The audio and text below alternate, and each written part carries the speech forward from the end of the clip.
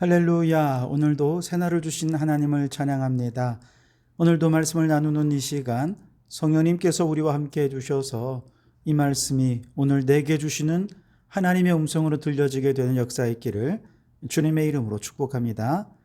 오늘 우리에게 주시는 하나님 말씀은 이사야 44장 1절로 5절까지 말씀입니다. 하나님의 말씀을 경청하시기 바랍니다. 나의 종 야곱, 내가 택한 이스라엘아, 이제 들으라. 너를 만들고 너를 모태에서부터 지어낸 너를 도와줄 여호와가 이같이 말하노라. 나의 종 야곱, 내가 택한 요수루나 두려워하지 말라. 나는 목마른 자에게 물을 주며 마른 땅에 시내가 흐르게 하며 나의 영을 내 자손에게, 나의 복을 내 후손에게 부어주리니 그들이 풀 가운데서 솟아나기를 시냇가에 버들같이 할 것이라. 한 사람은 이르기를 나는 여호와께 속하였다 할 것이며, 또 한 사람은 야곱의 이름으로 자기를 부를 것이며, 또 다른 사람은 자기가 여호와께 속하였음을 그의 손으로 기록하고 이스라엘의 이름으로 존귀히 여김을 받으리라. 아멘. 오늘도 이 말씀을 통해 우리 주신 하나님의 음성을 듣게 되기를 바랍니다. 오늘 본문 1절과 2절의 말씀에 보면 하나님께서 이스라엘을 야곱이라, 또 이스라엘이라, 그리고 여수룬이라 이렇게 이름하고 있습니다. 야곱은 어제 말씀드린 것처럼 발 뒤꿈치를 잡은 자, 속이는 자, 실패자라는 뜻이죠. 반면에 이스라엘은 야복강가에서 천사와 씨름하여 승리하여 얻은 이름이 아니겠습니까? 그런데 아주 낯선 새로운 이름 하나가 등장하죠. 바로 여수룬이라는 이름입니다. 여수룬이라고 하면 바르다, 평탄하다, 정직하다, 의롭다 라고 하는 의미를 가진 야샤르에서 나온 단어인데요. 하나님이 이스라엘을 여수룬이다 라고 부를 때 이건 의로운 자다 혹은 정직한 자다 라고 부르고 있는 것입니다. 그러나 여러분, 과연 이스라엘이 이렇게 여수룬, 의로운 자다, 정직한 자다라고 불릴 만한 백성들이 맞기는 한 걸까요? 멀리 다른 본문을 찾아볼 필요도 없어요. 오늘 43장 23절만 봐도요. 내 번제의 양을 내게로 가져오지 아니하였고 내 제물로 나를 공경하지 아니하였느니라 라고 말씀을 하십니다. 이스라엘은 하나님의 백성이면서도 하나님을 공경하지 않았습니다. 그들은 제사를 소홀히 하면서 하나님의 이름을 망령되이 여겼습니다. 그 결과 이 백성들은 하나님의 징계를 받아 나라를 잃어버리고 바벨론의 포로 신세가 되어야 했던 거죠. 이 모든 이스라엘의 역사는 이 백성들이 하나님 앞에 결코 의롭다거나 정직하지 못하다라고 하는 것을 보여주고 있는 것이지요. 그런데도 왜 하나님은 이들을 향해서 나의 택한 여수루나 라고 부르고 있는 걸까요? 두 가지 이유가 있을 텐데, 첫째는 하나님께서 이렇게 야곱과 같이 교활하고 의롭지 못하던 이스라엘, 그래서 하나님의 징계를 받고 이방 땅에서 포로 생활을 할 수밖에 없던 그들을 이제 의로운 자로 내가 만들어 가겠다라고 하는 하나님의 의지의 표현이기도 할 것입니다. 두 번째는 이스라엘 자신이 이제 하나님의 마음을 알고 하나님의 의지를 알았으니 의로운 자가 되기를 간절히 바라고 또 그렇게 헌신해야 된다라고 하는 교훈을 주기 위해 이 백성들을 여수룬이다라고 부른 것이죠. 하나님께서 이 백성들을 의롭게 만들어 가시든 이 백성들이 그 하나님의 마음을 알고 스스로 의로운 자가 되기 위해 하나님 앞에 거룩한 삶을 애쓰든 간에 중요한 것은 하나님께서 이 백성을 여수룬이라고 부른 것은 이스라엘이 결국은 의로운 자, 정직한 자가 되어야 한다라고 하는 사실을 강조하고 있는 것입니다. 근데 여러분, 이것은 오늘 우리 성도들에게도 동일하게 적용될 수 있을 것 같아요. 하나님은 우리를 성도라 불러주십니다. 그런데 성도는 무슨 뜻입니까? 거룩한 무리라는 뜻이죠. 거룩하다는 말은 의롭다라는 뜻이 아닙니까? 다시 말해 성도라고 부를 때 이것은 우리를 여수룬이라고 이스라엘을 부르는 것과 같은 의미라는 것이죠. 그렇다면 여러분, 오늘 우리는 과연 성도라 불릴 자격이 있는 사람들입니까? 과연 우리는 거룩한 자가 맞습니까? 의로운 자가 맞는 거예요? 이스라엘이 그러했듯이 오늘 우리도 결코 그렇지 못합니다. 우리가 예수 그리스도의 구속으로 말미암아 의롭다함을 입은 것은 사실이지만 우리 자체가 의로워진 것은 아닙니다. 오히려 구원받은 이후에도 우리는 의로움보다는 오히려 죄와 허물 얼룩진 삶을 살아가는 것이 우리의 영적 현 주소가 아니겠습니까? 그런데도 하나님은 우리를 계속해서 성도라고 불러주신다는 거예요. 그 이유는 앞서 여수론에 대해 말씀드린 것처럼 두 가지예요. 구원받은 백성들을 내가 반드시 거룩한 하나님의 백성, 의로운 하나님의 백성으로 만들어 가리라 라고 하는 하나님의 의지의 표현이고요. 또한 그의 백성들이 하나님의 마음을 깨닫고 하나님 앞에 의로운 자로, 거룩한 자로 세상과 구별된 삶을 살도록 교훈하기 위해 끊임없이 우리를 성도라고 불러주는 것입니다. 그렇습니다. 하나님께서는요, 내가 거룩하니 너희도 거룩하라 명령하셨습니다. 그리고 우리를 성도라고 불러주셨습니다. 아직은 성도라 이름으로 부르기에 너무나 부끄러운 모습이 틀림이 없습니다만, 그러나 하나님께서 끊임없이 우리를 성도라고 불러주실 때 우리는 하나님의 의지를 분명히 깨달아야 하겠습니다.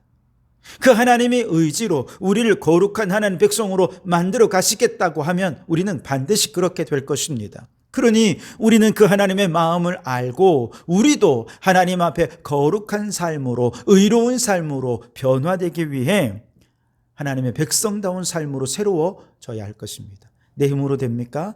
안 되죠. 그래서 우리에게는 성령의 도움이 필요한 것입니다.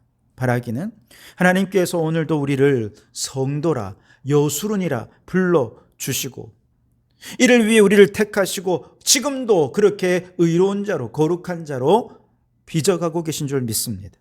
그러니 하나님의 손길로 다듬어지고 깎여져서 오늘 이 하루를 살아가면서 조금 더 의로워지고 조금 더 거룩한 하나님의 백성으로 하나님의 손길에 의해서 성령의 도움으로 빚어져 가는 오늘 이 하루가 되시기를 주님의 이름으로 축원합니다. 3절과 4절을 읽어드리겠습니다. 나는 목마른 자에게 물을 주며 마른 땅에 시내가 흐르게 하며 나의 영을 내 자손에게 나의 복을 내 후손에게 부어주리니 그들이 풀 가운데서 솟아나기를 시냇가의 버들같이 할 것이라 그랬습니다. 여기서 목마른 자, 마른 땅, 이것은 나라를 잃고 바벨론의 포로가 되어 정말 아무런 소망도 가질 수 없었던 포로된 이스라엘 백성들을 말하는 것이지요. 이 백성이 어쩌다가 이렇게 마치 사막 한가운데 정말 목마른 자로, 마른 땅으로 그렇게 변질되어 버리고 말았을까요? 그것은 생명의 근원이신 하나님과 단절되어 버렸던 그때부터 그렇게 된 것입니다. 예레미야 2장 13절의 말씀처럼 이 백성들이 하나님 아닌 또 다른 생수의 근원을 파기 시작했는데 웅덩이를 막 팠어요. 생수의 근원 대신 하나님을 버리고 스스로 웅덩이를 팠는데 그만 터진 웅덩이를 판 것이죠. 우상 숭배하며 강대국을 의지하며 그렇게 스스로를 보호하기 위해 웅덩이를 팠는데 다 터진 웅덩이들이라는 것이죠. 그러니 목마른 자, 마른 땅 같은 운명에 처하고 만 것입니다. 그런데 이랬던 이스라엘에게 오늘 말씀해 보면 이제 하나님께서 내가 시내가 흐르게 할 것이다. 하나님께서 그들에게 그들의 목마름을 해결하게 해주실 것이다 라고 말씀하시면서 내가 나의 영, 즉 하나님의 영을 부어주고 나의 복, 즉 하나님의 복을 후손들에게 부어줄 것이다 약속해 주고 계십니다. 여러분, 도대체 무슨 일이 있었던 걸까요? 이스라엘 백성이 정말 엄청난 개곽천선을 해서 하나님이 너무 감격해서 그렇게 해주신다는 걸까요? 천만에요. 그렇지 않습니다. 단지 이유가 있다면 첫째는 바벨론에서 백성들에게 예정하신 징벌의 기간이 끝났기 때문이지요. 둘째는 바벨론의 포로로 있는 동안 이 백성들이 하나님 앞에 자신들이 얼마나 하나님을 경외하지 못했는지, 공경하지 못했는지 그들의 죄를 회개했다는 사실입니다. 그러나 그들이 아무리 회개했다 하더라도 그들이 정말 하나님이 기뻐하는 여수론으로 변화될 수 있느냐? 그런 건 또 아니지요. 그래서 하나님께서는 그들 위해 회복과 번성을 예고하면서 내가 하나님의 영, 나의 영을 부어 주겠노라고. 그러니 너희의 힘이 아니라 성령의 능력으로 이제 다시 일어서라고. 그리고 뿐만 아니라 하나님께서 그 후손들에게 복을 부어 주실 텐데 성령의 능력으로 그 복을 다 받아 누리라고 그렇게 약속해 주고 계신 것이죠. 오늘 우리도 하나님과의 관계가 단절되어 죄 가운데 살아가던 인생은 목마른 자요 마른 땅 같은 삶을 살아올 수밖에 없었습니다. 그런데 이제 생수가 되신 예수 그리스도께서 이 땅에 오시면서 마른 땅 같은 우리의 심령에 시내가 흐르기 시작했습니다. 목마른 자들의 심령이 해가람을 얻기 시작했습니다. 우리 주님께서 그렇게 목마름이 해갈되고 메마른 땅에 강이 흐르는 구원의 날 은혜의 해를 선포하신 것이죠. 그리고 예수를 그리스도로 믿고 죄 사함을 받은 자들에게 하나님의 영이 부어지게 되면서 하나님께서 부어주시는 생명으로 충만해지고 이제 그들도 성령의 도우심으로 하나님께서 주신 복을 받아 누릴 수 있게 해 주셨다는 것이죠. 좀 더 넓게 보면 이 세상 사람들은 하나님을 떠나 인간의 지식과 인간의 능력을 의지하며 이 세상은 목마른 자, 마른 땅 같은 세상이 되어 버렸습니다. 사람들의 영혼은 타는 갈증으로 곤비하여 죽은 것과 같았고 아무런 소망도 가질 수가 없게 되어버렸습니다.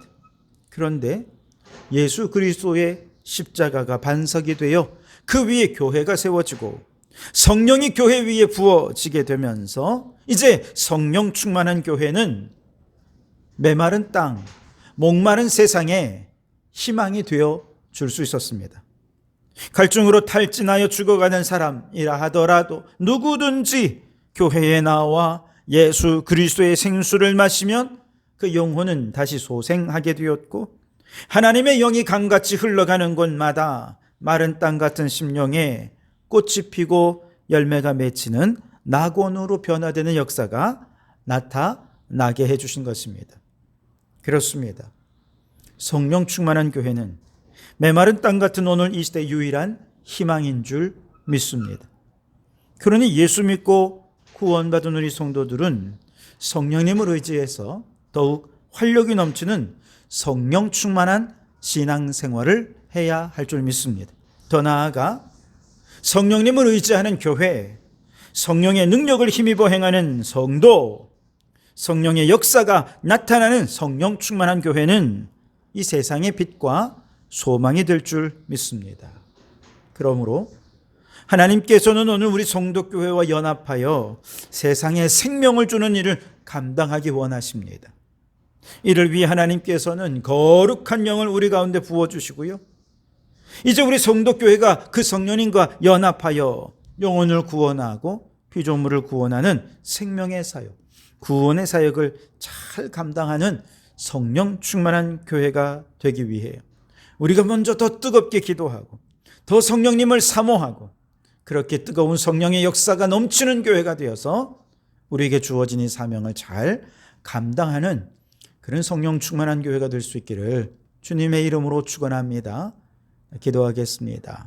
하나님, 우리를 성도로 여순으로 만들기 위해 택하시고 그 손길로 빚어 주심에 감사합니다. 오늘 이 하루를 살면서 더욱 의롭고 거룩한 하나님의 백성으로 빚어져가는 하루가 되게 하여 주옵소서. 하나님, 우리 성도교회 위에 성령으로 임하셔서 메말라 죽어가는 영혼을 구원하기를 원합니다. 우리 교회가 성령 충만하여 영혼을 살리는 교회, 세상의 희망이 되는 교회가 되게 해 주시옵소서. 예수님의 이름으로 기도하옵나이다. 아멘.